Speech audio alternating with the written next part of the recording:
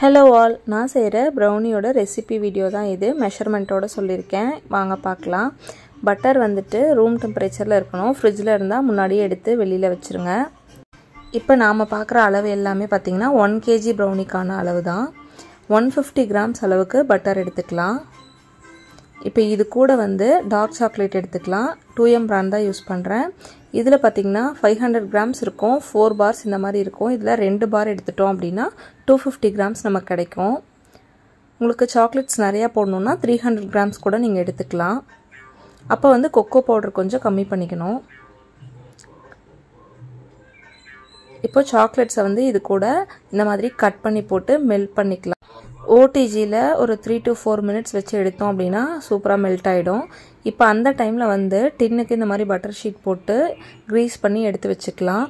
1 kg நான் 2 half kg செய்ய போகிறேன். அதனால 2 டின் வந்து இந்த மாதிரி க்ரீஸ் பண்ணி எடுத்துக்கிட்டேன். 4 முட்டையும் ரூம் டெம்பரேச்சரில் தான் இருக்கணும். இந்த மாதிரி ஓடுலாம் வராமல் பார்த்து உடச்சி ஊற்றிக்குங்க. இப்போ அது கூட வெண்ணிலா எசன்ஸ் சேர்த்துக்கலாம். ஒரு மூடி அளவுக்கு சேர்த்துக்கோங்க. அது கூட கொஞ்சமாக பிங்க் சால்ட் சேர்த்திக்கிறேன். இப்போ வந்து பட்டரும் சாக்லேட்டும் மெல்ட் ஆகிடுச்சு. அதை வந்து நல்லா மிக்ஸ் பண்ணி ஆற வச்சிடலாம். சூடோடு முட்டையில் சேர்த்துடக்கூடாது. White sugar and brown sugar ரெண்டும் சேர்ந்த மாதிரி 250 grams எடுத்திருக்கேன்.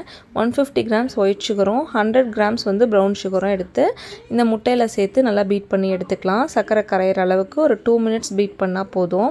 இப்போ மெல்ட் பண்ண சாக்லேட்டும் பட்டரும் இதில் சேர்த்து மிக்ஸ் பண்ணிக்கலாம். அவ்வளோதான், இதுக்கு மேலே பீட்டர் யூஸ் பண்ண வேண்டாம். இப்போது சளிச்சு வச்சுருக்க மைதா மாவும் கொக்கோ பவுடரும் சேர்த்துக்கலாம். மைதா வந்து 170 கிராமும் கொக்கோ பவுடர் வந்து 30 grams சேர்த்துருக்கேன்.